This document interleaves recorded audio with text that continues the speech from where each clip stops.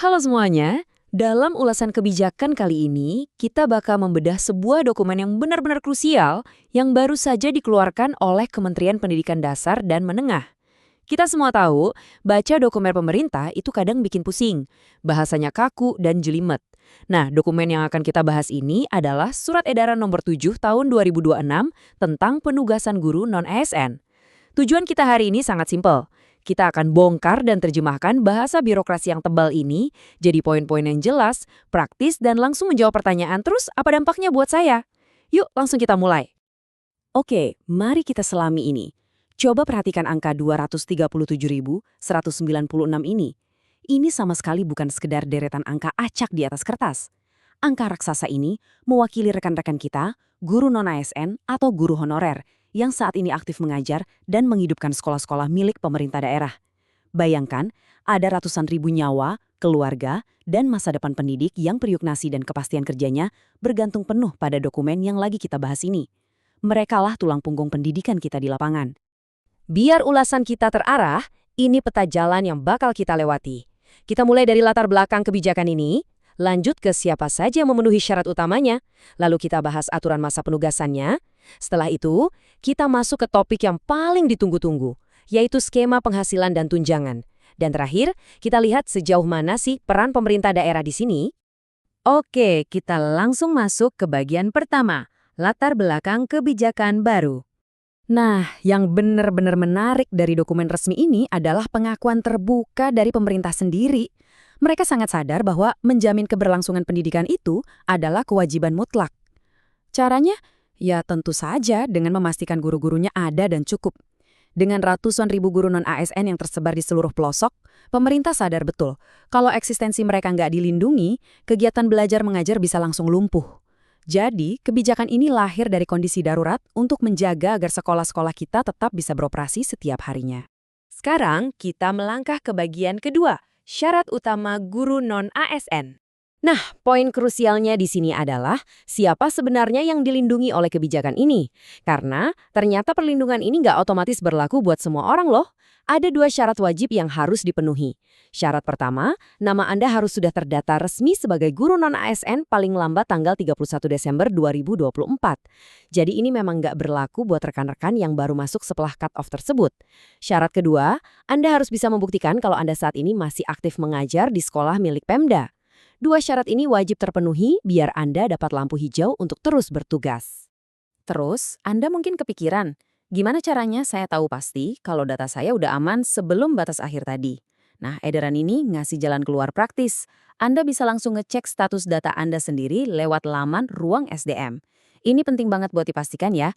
Kalau Anda guru non-ASN, coba luangkan waktu sebentar setelah ulasan ini, buka situsnya, dan pastikan rekam jejak Anda aman. Karena jujur saja, data itu adalah tiket masuk Anda ke skema perlindungan ini. Lanjut ke bagian ketiga, aturan masa penugasan. Walaupun kebijakan ini memberikan rasa aman, kita harus ingat kalau ada batasan waktu yang sangat spesifik.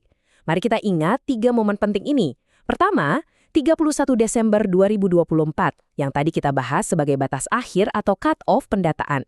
Kedua, 13 Maret 2026, hari di mana Menteri Pendidikan Dasar dan Menengah resmi menandatangani kebijakan ini. Dan yang paling menentukan adalah tanggal 31 Desember 2026. Kenapa? Karena jaminan penugasan ini secara eksplisit dirancang hanya berlaku sampai penghujung tahun 2026. Artinya, ini adalah ruang napas sementara untuk menyelesaikan tahun berjalan. Kita masuk ke bagian keempat yang pasti sangat dinanti-nantikan, skema penghasilan dan tunjangan. Mari kita lihat bagaimana aturan ini disusun.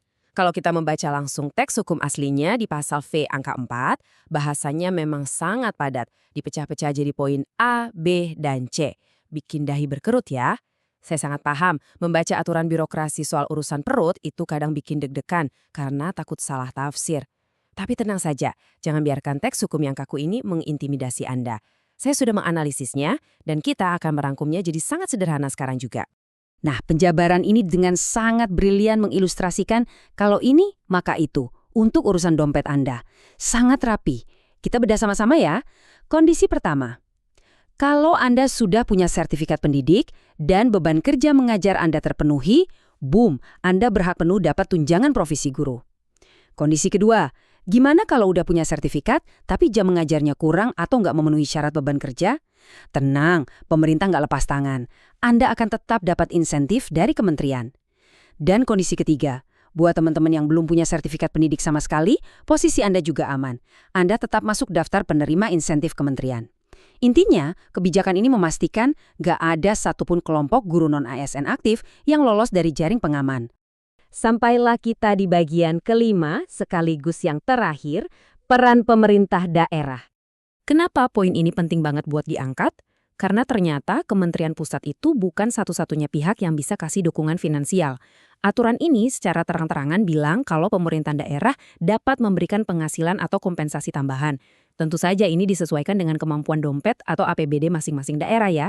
Ini ibarat payung hukum ekstra yang ngasih jalan buat pemerintah provinsi atau kabupaten kota untuk nambahin penghasilan guru-gurunya di luar jaminan pusat. Jadi komitmen dari kepala daerah di tempat Anda mengajar itu benar-benar bisa jadi lapisan tambahan yang bikin napas lebih lega. Sebagai penutup ulasan kita hari ini, surat edaran ini memang terbukti jadi penyelamat yang datang di saat yang tepat. Ini adalah jaring pengaman yang mengunci kepastian hidup dan hak dari 230.000 lebih guru honorer, setidaknya sampai akhir 2026.